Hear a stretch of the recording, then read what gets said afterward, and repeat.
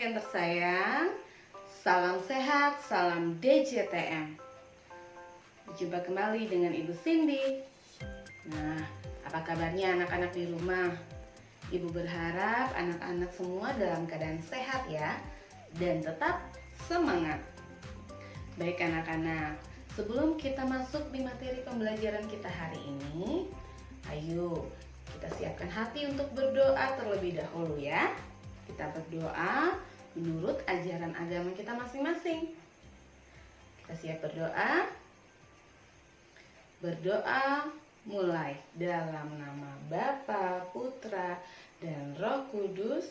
Amin. Berdoa selesai. Baik anak-anak, hari ini kita masih masuk di tema kita yang kedua, yaitu judulnya apa?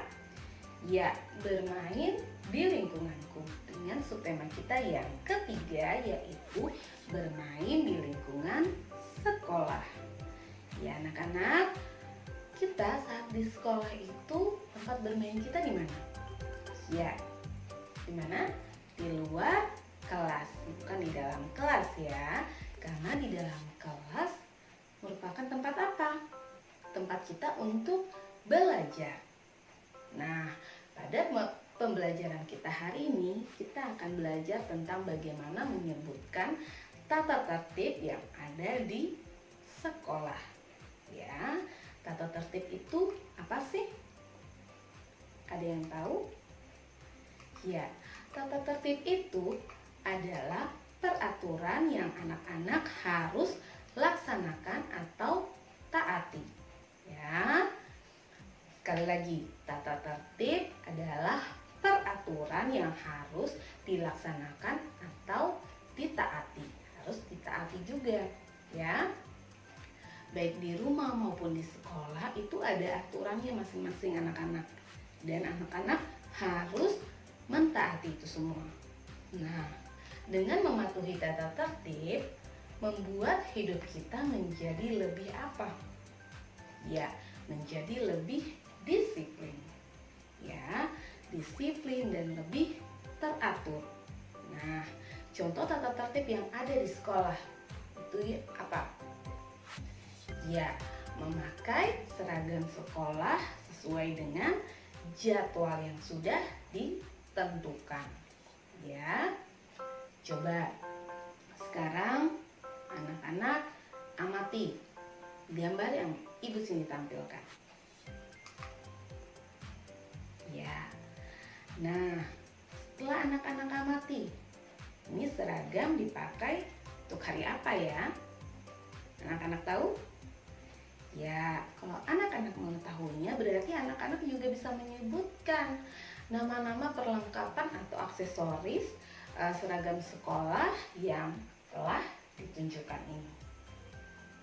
Anak-anak tahu ya. Dan tulis di buku tulisnya. Oke. Nah anak-anak, selain contoh tata tertib mengenai seragam sekolah, ada banyak sekali tata tertib yang anak-anak harus taati loh. Ya. Yang pertama, anak-anak harus masuk atau datang ke sekolah tepat waktu. Tepat waktu itu berarti anak-anak tidak boleh terlambat. Ya, kalau tidak boleh terlambat berarti anak-anak harus tidur lebih awal agar bisa bangun lebih pagi dan bisa datang ke sekolah lebih pagi. Ya. Dan yang kedua, tata tertib yang kedua, ya. Siswa atau anak-anak wajib menjaga kebersihan sekolah. Ya, itu wajib menjaga kebersihan sekolah. Ya, ketika melihat sampah, anak-anak harus mengangkat lalu menyimpan di tempat sampah yang ada di sekolah. Ya, dan tata tertib yang ketiga, anak-anak atau siswa dilarang mengotori atau merusak fasilitas milik sekolah. Ya, tidak boleh mengotori atau merusak fasilitas yang ada di sekolah. Ya, Contohnya mencoret-coret tembok, itu tidak boleh, merusak pintu kamar mandi, atau sebagainya. Dan kata tertib yang berikutnya, anak-anak harus bersikap sopan santun kepada semua warga sekolah, ya. Harus bersikap santun anak-anak, ya, tidak boleh berkata kasar.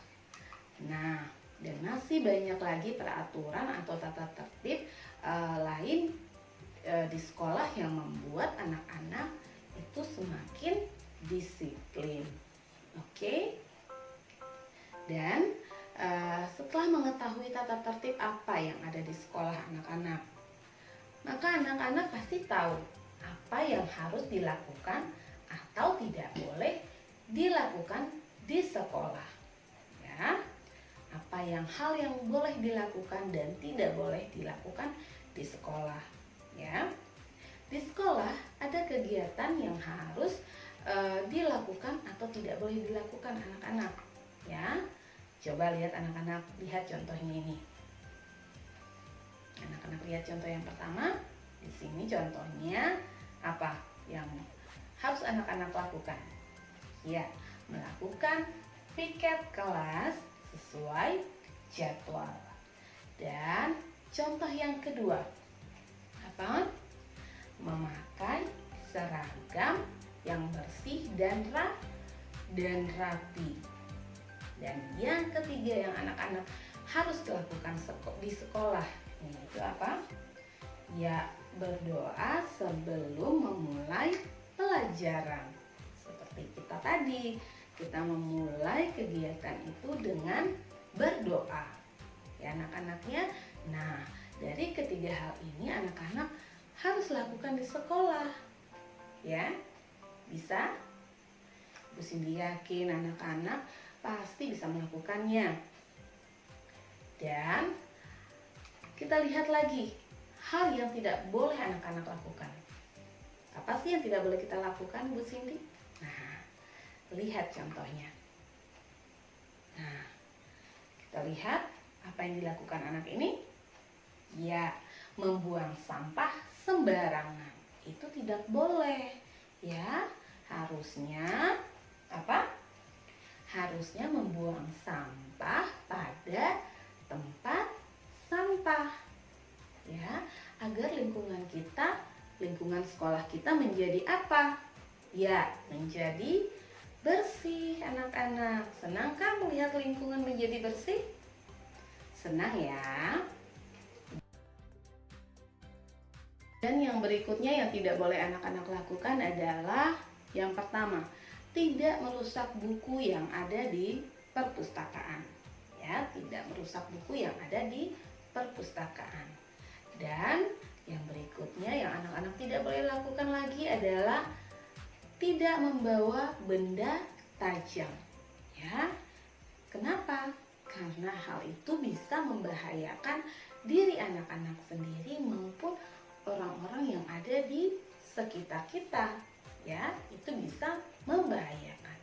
Kemudian yang berikutnya yang anak-anak tidak boleh lakukan yaitu tidak mencoret-coret dinding, meja, ataupun sarana dan prasarana sekolah yang lainnya. Ya. Sampai sini anak-anak sudah mengetahui kan hal-hal apa saja yang anak-anak boleh lakukan dan anak-anak tidak boleh lakukan. Ya, Ibu berharap anak-anak semua bisa tahu dan bisa memahaminya. Oke? Dan kita lanjut anak-anak. Jadi setiap tata tertib anak-anak itu memberi banyak sekali manfaat untuk kita. Ya, jadi setiap tata tertib yang berlaku di sekolah itu memberi manfaat. Apa saja sih manfaatnya? Ya, manfaatnya itu untuk menjaga ketertiban. Ya, untuk menjaga ketertiban. Kemudian yang berikutnya untuk menjaga keamanan. Dan berikutnya lagi untuk menjaga kenyamanan yang ada di sekolah. Dan berikutnya lagi untuk melatih kedisiplinan. Ya, untuk melatih kedisiplinan ya, ketika anak-anak datang tepat waktu itu melatih kedisiplinan. Dan kemudian contoh manfaat berikutnya yaitu melatih tanggung jawab. Ya, untuk melatih apa? Tanggung jawab. Jadi ada begitu banyak manfaatnya ketika kita menaati peraturan yang berlaku di sekolah kita. Ya, saya. Jadi banyak manfaat ketika kita mematuhi peraturan itu sendiri. Ya, Ibu berharap semoga anak-anak bisa melaksanakannya dan bisa memahami dengan baik. Oke? Baik anak-anak, sekarang kita lanjut di muatan yang berikutnya yaitu muatan matematika. Nah, di muatan matematika ini kita akan belajar tentang menyelesaikan soal pembagian. Ya, menyelesaikan soal pembagian. Nah, anak-anak harus tahu dulu pembagian itu apa sih? Ya, pembagian berarti membagi benda menjadi beberapa kelompok sama banyak. Ya, sekali lagi, pembagian merupakan atau berarti membagi benda menjadi beberapa kelompok sama banyak. Dan tanda pembagian itu seperti apa? Seperti ini. Ya, dan pembagian bisa juga berarti merupakan pengurangan berulang sampai habis. Sekali lagi, pembagian merupakan pengurangan berulang sampai habis atau nol. Ya anak-anak ya, harus diingat pembagian adalah pengurangan berulang sampai habis. Dan kita lihat contoh pembagian itu seperti apa. Kita langsung lihat contohnya. Ya, di sini Ibu tampilkan ada angka berapa? 12 dibagi dengan 4. Nah, 12 dibagi 4 artinya 12 dikurangi 4. Ya, kita hitung mundur. 12 dikurang 4 berapa anak-anak? Ya, 8. Nah, 8 ini kita kurang 4 lagi. Berapa hasilnya? Ya, berapa? 4. Dan 4 kita kurangi 4 lagi. Berapa hasilnya? Ya, sisa 0. Nah, kalau sisa 0 itu berarti sudah selesai pembagiannya anak-anak ya. Jadi, itu artinya pengurangan selesai setelah berapa kali? Coba kita hitung sama-sama. 1, 2, 3. Jadi pengurangan jadi hasil dari pembagian 12 dibagi dengan 4 itu hasilnya 3 karena pengurangan selesai setelah 3 kali. Bukan hasilnya 0 ya, tapi kita hitung pengurangan itu selesai setelah berapa kali kita kurangi. Oke? Nah, kita lihat lagi, kalau ada yang belum mengerti kita lihat lagi contoh yang kedua. Ya, di sini ada Ibu tampilkan ada angka 12, masih angka 12 tapi sekarang itu dibagi 2 ya. 12 dibagi 2. Itu artinya 12 dikurang 2 ya. 12 dikurang 2 berapa hasilnya anak-anak? Ya, 10 ya. 10 kita kurang 2 lagi. Berapa? Ya, 8. Dan 8 kita kurang 2 lagi, bisa? Ya, 6. Dan belum selesai kan? 6 dikurang 2 anak-anak. Ayo, bisa? 4. Dan 4 dikurang 2, bisa? 2. Dan yang terakhir 2 dikurang 2 itu sisa berapa? Ya habis, sisa 0. Jadi artinya pengurangan selesai setelah berapa kali anak-anak? Kita hitung sama-sama. 1, 2, 3, 4, 5, 6. Jadi 12 dibagi 2 itu hasilnya berapa? Ya, 6. Karena pengurangan selesai setelah 6 kali. sini sudah bisa dipahami? Berharap sudah ya. Baik anak-anak, sekarang kita masuk di materi yang berikutnya, yaitu tentang menentukan hubungan perkalian dan pembagian. Anak-anak, perkalian dan pembagian itu saling berhubungan satu dengan yang lainnya ya. Dari operasi pembagian yang sudah kita ketahui, kita juga dapat menuliskan bentuk perkaliannya. Nah, coba anak-anak perhatikan contoh yang Ibu tampilkan itu. Di situ ada angka berapa ya? Ya, di situ ada angka 18 dibagi dengan 3. Ya, 18 dibagi 3 itu berapa? Nah, anak-anak harus ingat dulu, pembagian adalah proses pengurangan berulang sampai habis, sampai dia 0. Jadi, setelah kita kurangi, maka kita akan mendapatkan hasilnya ya. 18 dibagi 3 itu hasilnya berapa? Ya, 6. Karena pengurangan itu sebanyak 6 kali ya anak-anak ya. Dan kita lihat 18 kelereng dikelompokkan menjadi 3 bagian yang masing-masing ada 6 kelereng. Jadi ada 18 kelereng kemudian dikelompokkan menjadi 3 bagian. Dan masing-masing itu terdapat 6 kelereng. Dan kita lihat lagi bagaimana perkaliannya. Ya, di perkaliannya itu seperti ini. Jadi ada 3 kelompok dan setiap kelompok itu terdiri atas 6 kelereng. Ya, dan dapat ditulis bentuk perkaliannya, yaitu 3 dikali 6 yang hasilnya 18 ya. Jadi saling berhubungan kan perkalian dan pembagian itu. Di atas 18 dibagi 3 itu hasilnya 6.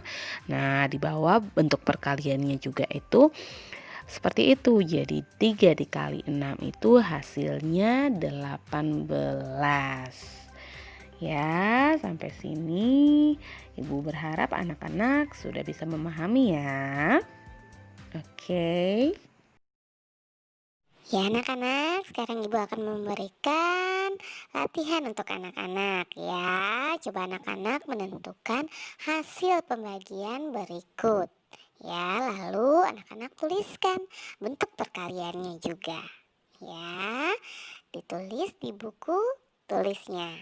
Ya, jangan lupa dikerjakan. Oke. Baik anak-anak, sampai di sini materi pembelajaran kita hari ini.